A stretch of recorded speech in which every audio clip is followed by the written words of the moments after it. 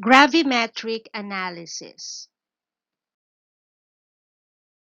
Gravimetric analysis is one of the most accurate and precise methods of macro quantitative analysis.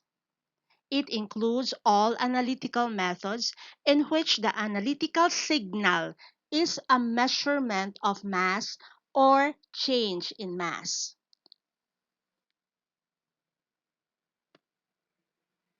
Using mass as an analytical signal, suppose you are to determine the total suspended solids in the water released by a sewage treatment facility. Suspended solids are just that, solid matter that has yet to settle out of its solution matrix. The analysis is easy.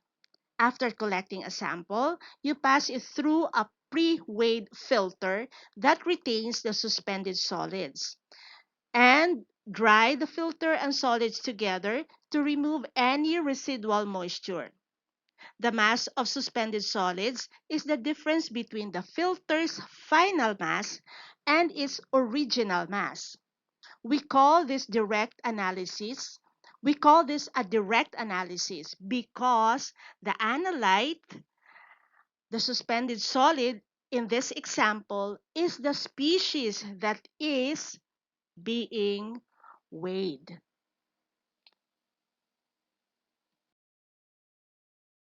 What if our analyte is an aqueous ion such as lead ion? Because the analyte is not a solid, we cannot isolate it by filtration. We can still measure the analyte's mass directly if we convert it into a solid form.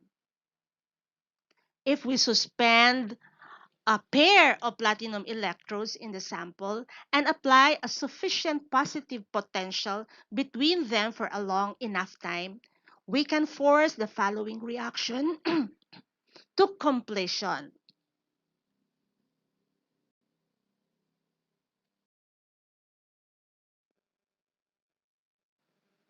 Oxidizing lead ion or lead plus 2 deposits lead dioxide on the platinum anode.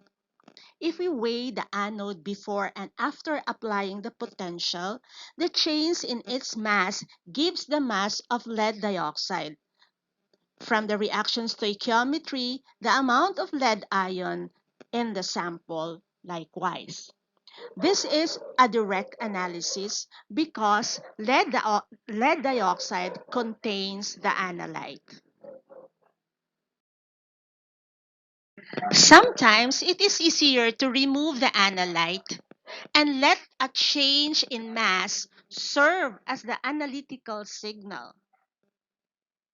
Suppose you need to determine a food's moisture content. One approach is to heat a sample of the food to a temperature that vaporizes the water, capturing it in a pre-weighed absorbent trap. The change in the absorbance mass provides a direct determination of the amount of water in the sample. An easier approach is to weigh the sample of food before and after heating, using the change in its mass as an indication of the amount of water originally present. We call this an indirect analysis because we determine the analyte using a signal that is proportional to its disappearance.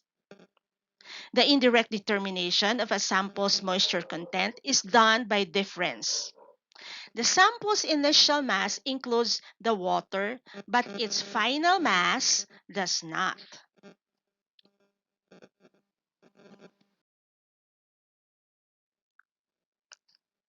We can also determine an analyte indirectly without it ever being weighed. For example, phosphite. Phosphite reduces mercuric ion to mercurous ion in the presence of chloride, and it precipitates as mercurous chloride. If we add mercury chloride in excess, so mercury chloride, this is mercury chloride, this is mercurous chloride. If we add mercury chloride in excess, each mole of phosphite produces 1 mole of mercurous chloride. The precipitate's mass, therefore, provides an indirect measurement of the amount of phosphite in the original sample. So instead of getting the weight of phosphite in the original sample, the weight of mercurous chloride is obtained because of its 1:1 mole stoichiometric relationship with phosphite. The 4 examples in the previous slides illustrate different ways in which the measurement of mass may serve as an analytical signal. When the signal is the mass of a precipitate, we call the method precipitation gravimetry.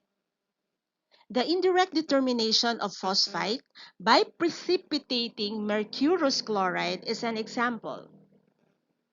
Another is the direct determination of chloride by precipitating it as silver chloride. In electrogravimetry, we deposit the analyte as a solid film on an electrode in an electrochemical cell.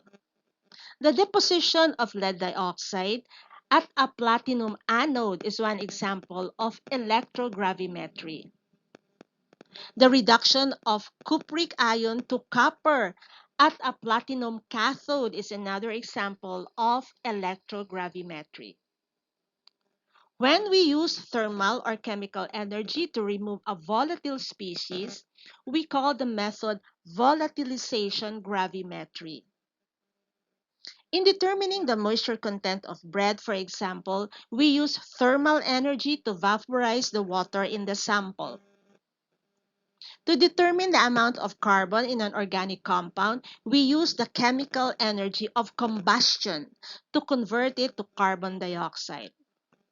Finally, in particulate gravimetry, we determine the analyte by separating it from the sample's matrix using a filtration or an extraction. The determination of total suspended solids is one example of particulate gravimetry.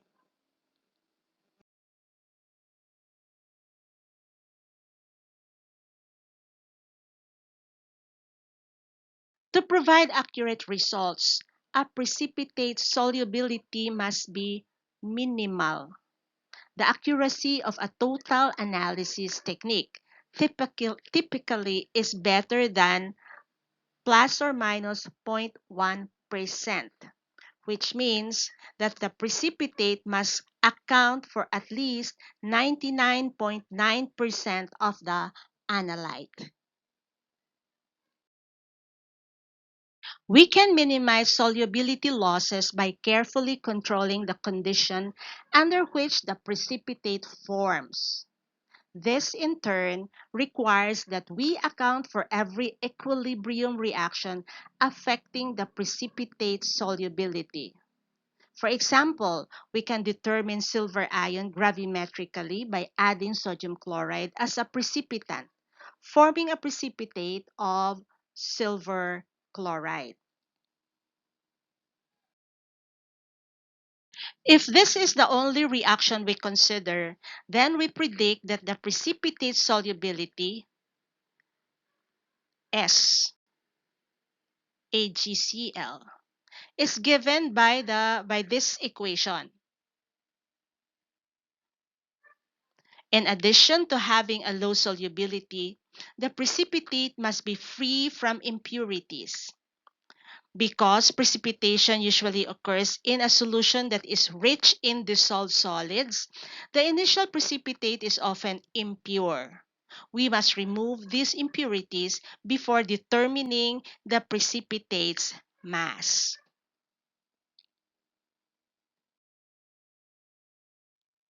Size matters when it comes to forming a precipitate.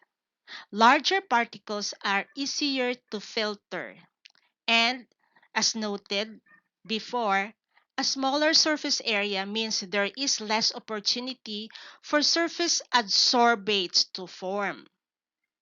By carefully controlling the reaction conditions, we can significantly increase a precipitate's average particle size. Precipitation consists of two distinct events: nucleation.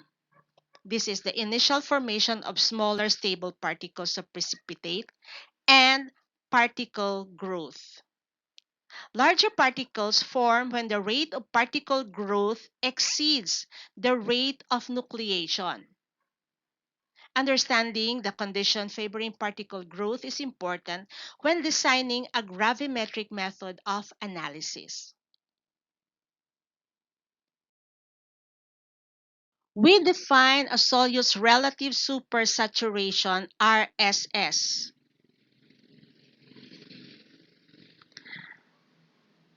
as this equation. RSS is equal to Q minus S over S, where Q is the solute's actual concentration and S is the solute's concentration at equilibrium. The numerator Q minus S is a measure of the solute's supersaturation. A solution with a large positive value of RSS has a high rate of nucleation, producing a precipitate with many small particles. When the RSS is small, precipitation is more likely to occur by growth than by nucleation.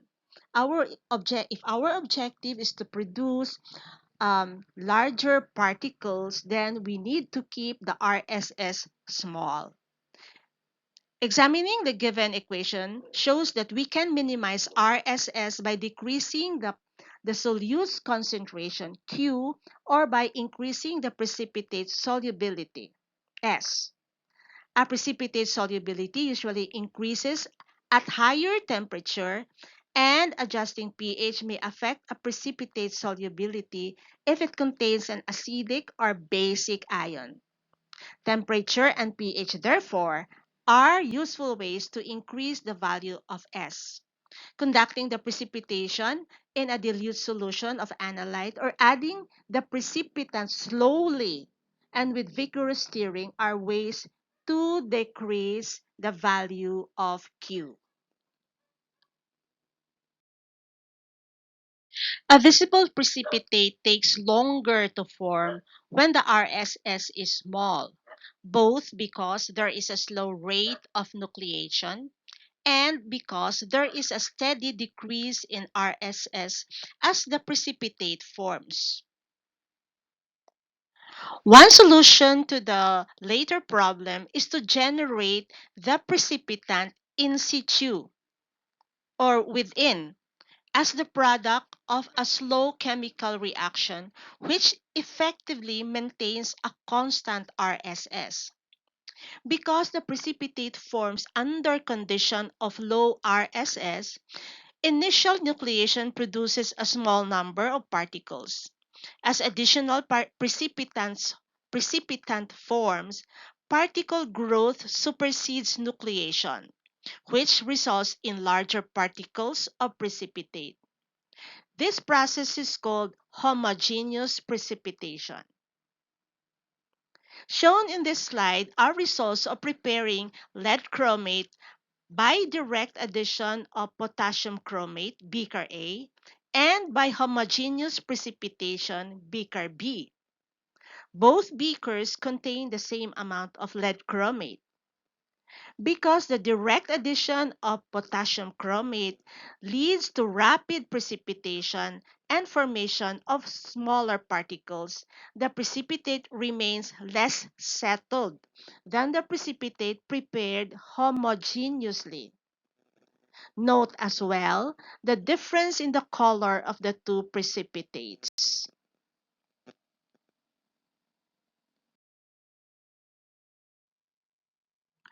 Shown in this table is a list of analyte and their precipitating agents, the precipitate that is produced, and the form during weighing. Some are weighed as is, like for instance, silver chloride precipitate is weighed as silver chloride. During during weighing, it is still in silver chloride form. Um, Another is barium sulfate. During weighing, it is still barium sulfate. While others are transformed, like for instance, um, the hydroxide, aluminum hydroxide, during weighing, it is weighed as aluminum oxide. Ferric hydroxide is weighed as ferric oxide. Ano pa ang na-transform? The oxalate. Calcium oxalate can be weighed as calcium carbonate or calcium oxide. This transformation takes place during oven drying when the precipitate is subject to very high temperature. There is a reaction.